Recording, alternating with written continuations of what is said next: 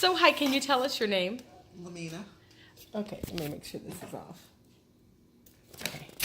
Sorry, can you tell us your full name and what your capacity is here? You can make up a fancy title. No. Leameana Margaret Davis, and I am the computer lab coordinator, data center, whatever needs put together, I do it. Fantastic. You work a lot with the students, especially on Wednesday nights. Can you tell us what kind of needs do you see that they have? Don't mention any names. Well, they need a lot of structure. I noticed that once they're in the computer lab, they are focused, like really focused on what they're doing. And that's the calmest time because, there's so much going on with science and gym and basketball and all that stuff. And they get their exercise and then they come in here and they're just zoom focused. What type of things are they learning on the computers and how to take care of the computers and using technology as a good tool and what to do when there's some distractions or some negative things coming through the media? Well, we're working on that because there's some things that they don't really need to be in because, the internet's a big place and they don't need to be into everything on the internet. So we work on where you're not supposed to go. And we also work on a lot of they're into games a lot, and they like the math games. They like the PBS Kids games. Some of them like YouTube videos that are appropriate. They like hair braiding videos. They like some of them like some of the kids were really into the funny videos, like it's just like 10 minutes straight of just funny videos, like animals doing funny things or kids doing like toddlers falling down or something. and they really got a kick out of that. But mostly they do the math and the reading and all of that. And some of the tutors come in with the kids and they've got apps on here where they tutor the kids with, and they make flashcards and stuff. Fantastic. If the center wasn't here, you've raised kids before, what kind of things, and you also are a leader with a group of teens and young adults. So what type of activities do you think they could get involved in if they were not engaged in this after school center or the weekend activities? There's a lot of things that they could get involved in, but not good things. There's a lot of influence out on the street that kids easily get caught up in. And so if this wasn't here as an outlet, these kids would have a very different outcome. Okay. I'm going to ask you something about our Good Friday group. We brought together several families to heal, and we did a lot of community fun stuff and some hard, painful stuff too. Can you tell us how that has been important in your life and why you think that was needed for the other families and the healing process? I think that bringing us all together was healing in itself. We kind of expressed emotions together. We went through crying, hugging, laughing, frustration, all of it together. And in the end, we these are families that didn't even know each other, and now we're like the best of friends because we talk to each other on Facebook. Somebody's having a bad day, we kind of encourage them to don't give up, go on. And I for one am glad I've met some of the parents because they're kind of like my, they know what I'm going through, so it's easier to talk to them. Wonderful. Do you think focusing on emotional illness and mental health have do you think that's an important thing that we should continue, especially with Absolutely. people of color and families of Absolutely. color? Do you think we do a good job as nationwide and certain groups bringing them together to talk about mental health? Yeah, absolutely, because it's a positive outlook on a negative thing that happened. So I think that it's very good that all of us were brought together. And it was just the idea out of nowhere. And, it turned into something so big and so impactful and so rewarding that I can't see how we would have turned out without it. Mm-hmm. What's going on with the kids today, and what is needed with the young adults and the teenagers that are so depressed, so they have so much anxiety and suicidal thoughts? Do you think it's a growing trend? Or do you think it's just publicized more? And what is needed? Do you think we should consider in the future? I think it's always been there. I think the kids have always had these problems, but now with social media, it's in the spotlight. And I think they need an outlet. They need to talk. They need to, kids don't talk unless they talk to someone they are comfortable with. And so we need to continue to hone in on what would work for the kids to be able to open up. And we need just more counselors, more volunteers, more everything. I say there's never enough, because we just need a lot, because these kids have gone through so much in the past couple of years where they've had so much loss. And I see on Facebook that they're struggling, they're hurting. It breaks my heart. I'm going through grief, and some of my son's friends were, they're coming to me and they're looking for some kind of answer of why. And in my grief, I have to try and explain, or try and comfort. And so many times I've had kids come to the house and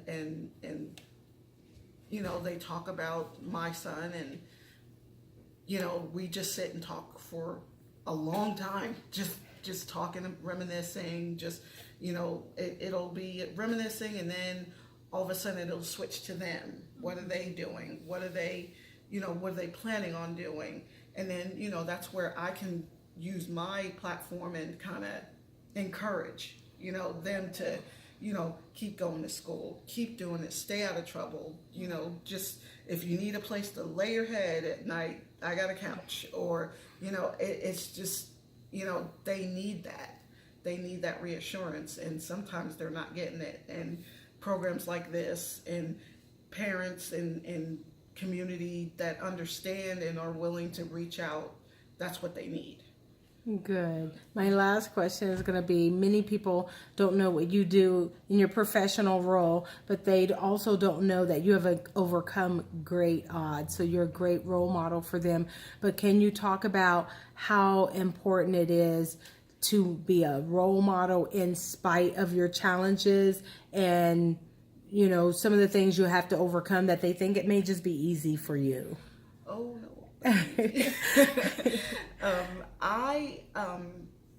I grew up in New York.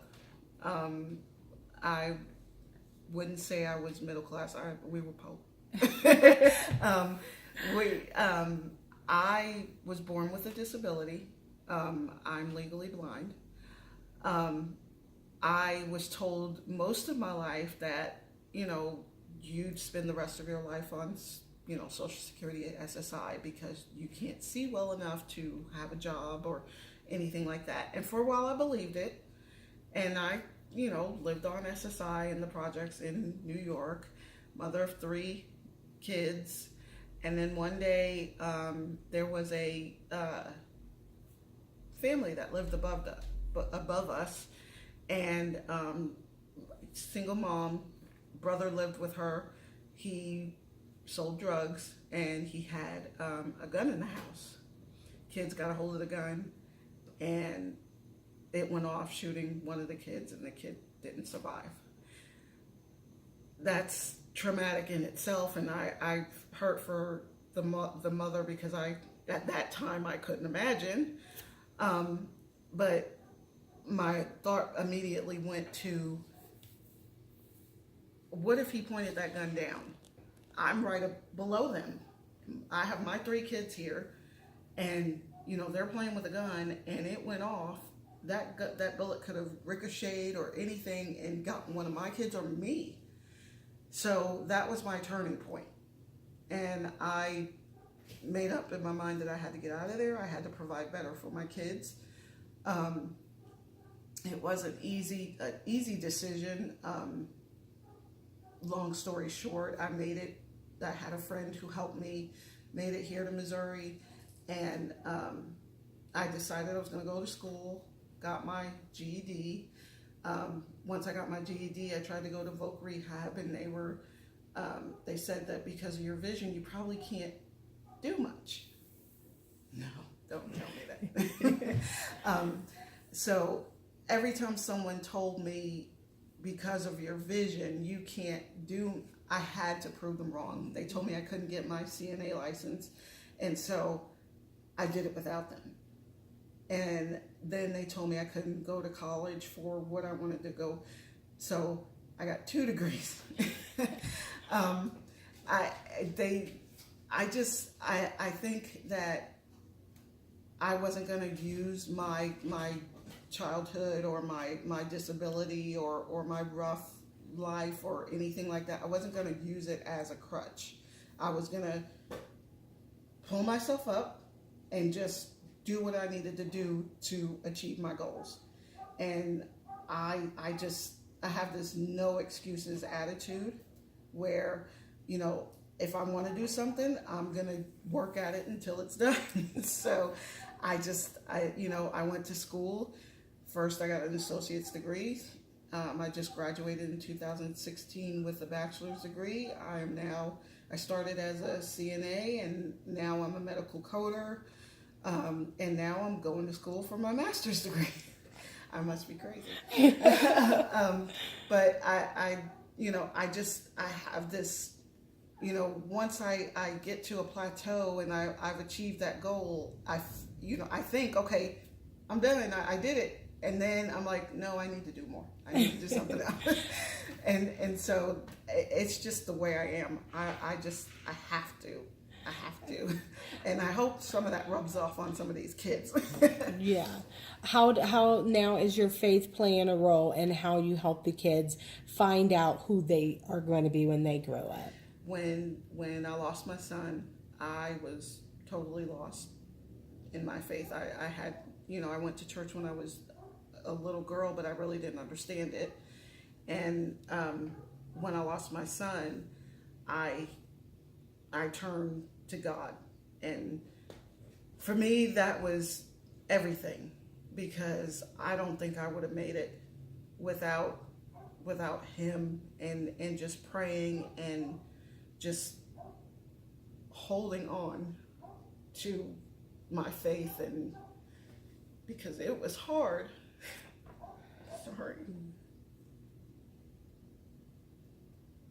My son was everything to me, and I worked so hard to get him on the right path. And then he finally turned the corner and I lost him. And so to me, at first I was angry. What kind of God does this, And then I just turned to him and I said, help me, because I don't know what to do.